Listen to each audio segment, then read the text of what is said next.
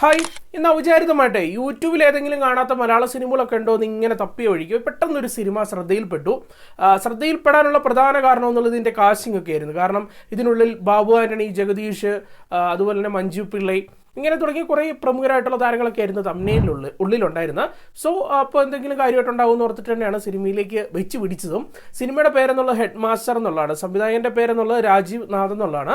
ഈ ഒരു സിനിമ ഇപ്പോൾ റീസെൻ്റ്ലി എന്തോ ആണ് യൂട്യൂബ് വഴി റിലീസ് ചെയ്തിട്ടുള്ളത്. ഈ ഒരു സിനിമ ശരിക്കും പറഞ്ഞാൽ 2022 എന്തോ റിലീസ് ചെയ്തിട്ടുള്ള സിനിമ കൂടിയാണ്. ശരിക്കും പറഞ്ഞാൽ ഇങ്ങനെ ഒരു സിനിമ ഉണ്ടെന്ന് പോലും എനിക്ക് അറിയത്തില്ലായിരുന്നു. ഇന്ന് ഇത് കണ്ടപ്പോഴാണ് ഇങ്ങനെ ഒരു സിനിമയൊക്കെ 2022 റിലീസ് ചെയ്തിരുന്നു എന്ന് മനസ്സിലായത്. നിങ്ങൾ മനസ്സിലാക്കിയെടുക്കുക, നമ്മളൊക്കെ തന്നെ ക്ലാസ്സുകളിലൊക്കെ ആയിട്ട് പഠിച്ചിട്ടുള്ള ഒരു ഷോർട്ട് സ്റ്റോറി ഇല്ലേ, പൊതിച്ചോറെന്ന് പറഞ്ഞ്, അതിൻ്റെ ഒരു അഡാപ്റ്റേഷനാണ് ഈ ഒരു ചിത്രത്തിൻ്റെ സിനിമയുടെ ഒരു പ്രമേയം എന്നുള്ളത്. ഇതെല്ലാം കണ്ടു കഴിഞ്ഞപ്പോഴത്തേക്കും നിങ്ങളുമായിട്ടും കൂടി ഒന്ന് ഷെയർ ചെയ്തേക്കാൻ തോന്നി. എന്തായാലും റിവ്യൂ മൊത്തം കണ്ടതിന് ശേഷം മാത്രം സിനിമ കാണാൻ ശ്രമിക്കുക. ചിത്രത്തിൻ്റെ ലിങ്ക് ഞാൻ കമൻറ്റ് ബോക്സിൽ പിൻ ചെയ്ത് വെച്ചേക്കാം. സിനിമയുടെ ഒരു പ്രമേയം എന്നുള്ളത് നമ്മുടെ ചിത്രത്തിലൊരു സുപ്രധാന കഥാപാത്രം ഒരു അധ്യാപകനാണ്. അദ്ദേഹത്തിൻ്റെ പേരെന്നുള്ളത് രാമകൃഷ്ണ മേനോൻ എന്നുള്ളതാണ്. എന്തായാലും അദ്ദേഹത്തിൻ്റെ ഒരു ലൈഫ് കാണിച്ചു തരുന്നതാണ് സിനിമ എന്നുള്ളത്. ഇപ്പോൾ ഈ ഒരു സിനിമയെ പറ്റി പറയുമ്പോഴത്തേക്കും ഞാൻ ഈ പറഞ്ഞ ഈ രാമകൃഷ്ണ മേനോൻ എന്ന് പറയുന്ന ഒരു അധ്യാപകൻ, അതായത് ഒരു ഒന്നാം അധ്യാപകനാണ്, അല്ലെങ്കിൽ ഒരു ഹെഡ് മാസ്റ്റർ എന്ന് കൂട്ടിയോ, അതും ചിത്രത്തിൻ്റെ ആ ഒരു കാലഘട്ടം എന്നൊക്കെയുള്ളത് കുറച്ച് പഴയതുമാണ്. ഇതിൽ അദ്ദേഹത്തിൻ്റെ ആ ഒരു ലൈഫ്, അതിനുള്ളിൽ വരുന്ന ഇമോഷൻസ് എന്നൊക്കെയുള്ളതാണ് സിനിമയിലൂടെ കാണിച്ചു തരുന്നത്. അത് അത്യാവശ്യം എനിക്ക് തോന്നുന്നു നിങ്ങൾക്കെല്ലാം തന്നെ കണക്റ്റ് ആകും, അല്ലെങ്കിൽ അത്യാവശ്യം ഫീൽ ചെയ്യാൻ സാധിക്കും എന്നുള്ളത് തന്നെയാണ് എനിക്ക് ഈ ഒരു സിനിമ ഇന്നൊന്ന് നിങ്ങളിലേക്കൊന്ന് എത്തിച്ചേക്കാൻ തോന്നിയ ആദ്യത്തെ കാര്യം എന്നുള്ളത്.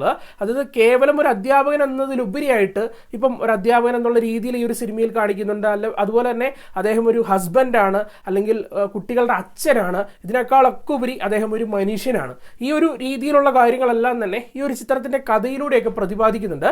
അത് അവതരിപ്പിക്കുമ്പോൾ അത്യാവശ്യം നമുക്ക് ഇമോഷണലി ഒരു ടച്ച് വരുന്നുണ്ട്, നമുക്ക് ഇമോഷണലി ഒരു കണക്റ്റ് ആവുന്നുണ്ട്. അത് നല്ല രസമായിരുന്നു. കണ്ടു തീർത്ത് കഴിയുമ്പോഴും കൊള്ളായിരുന്നു കേട്ടോ, നല്ലൊരു ഫീൽ ഗുഡ് എക്സ്പീരിയൻസ് ആയിരുന്നല്ലോ എന്ന് തോന്നുന്ന രീതിയിലാണ് ആ കഥാപാത്രവും ആ കഥാപാത്രത്തെ ചുറ്റിപ്പറ്റിയുള്ള എഴുത്തും കാര്യങ്ങളൊക്കെ തന്നെ ചിത്രത്തിനുള്ളിൽ നിന്നിട്ടുണ്ടായിരുന്നത്. അതുപോലെ തന്നെ ഞാൻ ഈ പറഞ്ഞ ആ ഒരു ഹെഡ് മാസ്റ്റർ അല്ലെങ്കിൽ ആ അധ്യാപക കഥാപാത്രത്തെ അവതരിപ്പിച്ചിട്ടുണ്ടായിരുന്നത് തമ്പി ആന്റണി എന്ന് പറയുന്ന ആക്ടറാണ്. ശരിക്കും ഞാൻ ആദ്യമേ പറഞ്ഞില്ലേ, ഞാൻ ഈ സിനിമ കാണാൻ വേണ്ടി തയ്യാറായത് ബാബു ആന്റണി ലീഡിങ് ക്യാരക്ടറായിട്ട്, അതുപോലെ തന്നെ മഞ്ജു പിള്ളയുണ്ട്, ജഗദീഷുണ്ട്, അതിൻ്റെ കൂടെ ഇങ്ങനെ കുറച്ച് താരങ്ങളൊക്കെ ഉണ്ട്. അപ്പോൾ ഇതൊക്കെ പ്രതീക്ഷയാണ് പോയത്. പക്ഷേ എന്നെ ഇമ്പ്രസ് ചെയ്യിച്ചിട്ടുണ്ടായിരുന്നു ഈ തമ്പി ആന്റണി എന്ന് പറഞ്ഞ ഈ അധ്യാപക കഥാപാത്രമായിരുന്നു. രസമായിരുന്നു കേട്ടോ. അതായത് ഈ ഒരു സിനിമ പ്രസന്റ് ഫ്ലാഷ് ബാക്ക് എന്നുള്ള രീതിയിലാണ് അവതരിപ്പിക്കുന്നത്. ശരിക്കും ഇദ്ദേഹം ഫ്ലാഷ് ബാക്കിലാണുള്ളത്. നമുക്ക് സിനിമ പ്രസന്റിൽ കണ്ടുകൊണ്ടിരിക്കുമ്പോഴത്തേക്കും ആ ഫ്ലാഷ് ബാക്കിലേക്ക് ഒന്ന് ഒന്ന് കാണട്ടെ എന്നുള്ളൊരു മൈൻഡ് വരും. കാരണം അദ്ദേഹത്തിൻ്റെ പെർഫോമൻസ് ആണ് ഇതിനുള്ളിൽ കൂടുതലായിട്ട് ഹൈലൈറ്റ് ആയിട്ട് നിൽക്കുന്നത്. നല്ല രസമായിരുന്നു അദ്ദേഹം ആ ഒരു പ്രകടനത്തിലൂടെ അധ്യാപക കഥാപാത്രത്തെ സ്ക്രീനിൽ എത്തിച്ചിട്ടുണ്ടായിരുന്നത്.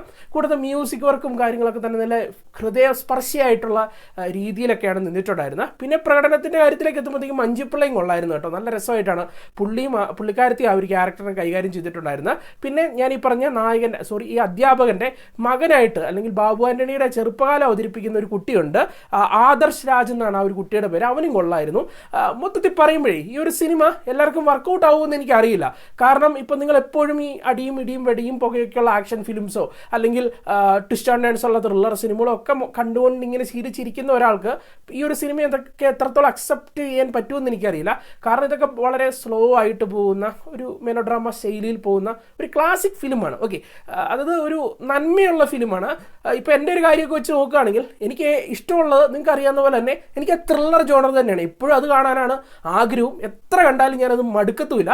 പക്ഷേ വല്ലപ്പോഴും ഞാൻ എപ്പോഴും ഇങ്ങനെ ഒരേ ജോണറിലുള്ള സിനിമ കണ്ടുകൊണ്ടിരിക്കുമ്പോഴത്തേക്കും അതൊന്ന് വേറിട്ട് എന്തെങ്കിലും പിടിച്ചേക്കാന്ന് ഓർത്തിട്ട് വല്ലപ്പോഴുമാണ് നമ്മൾ ഫീൽ ഗുഡ് സിനിമകളൊക്കെ തപ്പി പോകാറുള്ളത്. അത് നമ്മളെ ഫോളോ ചെയ്യുന്നവർക്കാണെങ്കിൽ അറിയാം, നമ്മളൊരു ഗ്യാപ്പ് ഇട്ടിട്ട് കുറച്ച് ഫീൽ ഗുഡ് സിനിമകളുടെ റിവ്യൂസ് ഒക്കെ ചെയ്യാറുണ്ട്. അപ്പോൾ അതുപോലെ ഞാൻ തപ്പിയപ്പോൾ കിട്ടിയതാണ്.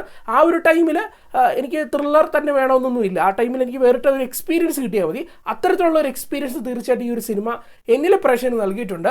എന്തായാലും നിങ്ങളൊന്ന് ട്രൈ ചെയ്ത് നോക്കുക. ഞാൻ പറഞ്ഞ പോലെ തന്നെ ഈ കൊമേഴ്ഷ്യൽ ഫിലിംസൊക്കെ മാത്രം കണ്ടുകൊണ്ടിരിക്കുന്നവർക്ക് ഈ സിനിമ അത്രത്തോളം അക്സെപ്റ്റ് ആകുമെന്ന് എനിക്കറിയില്ല. മറിച്ച് ഞാൻ എല്ലാത്തരം സിനിമയും കാണണം, നല്ല കണ്ടൻറ്റൊക്കെ ഉണ്ടായാൽ മതി എന്നൊക്കെയുള്ള ആഗ്രഹമുള്ളവർക്ക് ഒന്ന് ട്രൈ ചെയ്ത് നോക്കുക എന്നുള്ളത് തന്നെയാണ് എൻ്റെ ഒരു അഭിപ്രായം. എനിക്ക് ഇഷ്ടപ്പെട്ടു, അതുകൊണ്ടാണ് ഞാനിത് ഒരു റെക്കമെൻഡേഷനായിട്ട് ചെയ്യുന്നു. എനിക്കത് എൻഡിങ് ഒക്കെ ആയി കഴിഞ്ഞപ്പോഴത്തേക്ക് എനിക്ക് മനസ്സിൽ എന്തോ ഒരു ഫീലൊക്കെ തോന്നി. കൂടാതെ എനിക്ക് പറയാനുള്ളത്, ഈ സിനിമ നിങ്ങൾ കണ്ടുകൊണ്ടിരിക്കുമ്പോഴത്തേക്കും ഒരു പക്ഷേ നിങ്ങളുടെ ആ ഒരു കുട്ടിക്കാല ലൈഫിലേക്കൊക്കെ കൊണ്ടുപോയെന്നിരിക്കും. എനിക്ക് പേഴ്സണലി അങ്ങനെ തോന്നി. കാരണം നിങ്ങളിപ്പോൾ ഒരു 60, 70, 80 അല്ലെങ്കിൽ പോട്ടെ ഒരു 90, 80, 90 കാലഘട്ടത്തിലൊക്കെ ജനിച്ച ഒരാളാണെങ്കിൽ ഇതിലെ പല കാര്യങ്ങളും നിങ്ങളുടെ ഓർമ്മയിലേക്ക് അല്ലെങ്കിൽ ഇതിലെ കാണിക്കുന്ന കാര്യങ്ങളൊക്കെ കാണുമ്പോഴത്തേക്ക് ഷടാ ഇതൊക്കെ ആയിരുന്നല്ലോ എൻ്റെ ലൈഫും എന്നുള്ള ഒരു തോന്നൽ തീർച്ചയായിട്ടും നിങ്ങൾക്ക് തോന്നുന്നുള്ളത് തന്നെയാണ് എൻ്റെ ഒരു വിശ്വാസം എന്നുള്ളത്. എന്തായാലും ഒന്ന് ട്രൈ ചെയ്ത് നോക്കുക. 1.5 മണിക്കൂർ മാത്രമുള്ള ഒരു കൊച്ചു സിനിമയാണ്. ആ രീതിയിൽ മാത്രം ഒന്ന് സമീപിക്കാനൂടെ ശ്രമിക്കുക. ഈ ഒരു സിനിമയ്ക്ക് റേറ്റിംഗ് ഒന്നും നൽകുന്നില്ല. നിങ്ങൾ കണ്ടിട്ട് എങ്ങനെ ഉണ്ടായിരുന്നു കമൻറ്റ് ബോക്സിൽ അഭിപ്രായം പങ്കുവച്ചേക്കുക.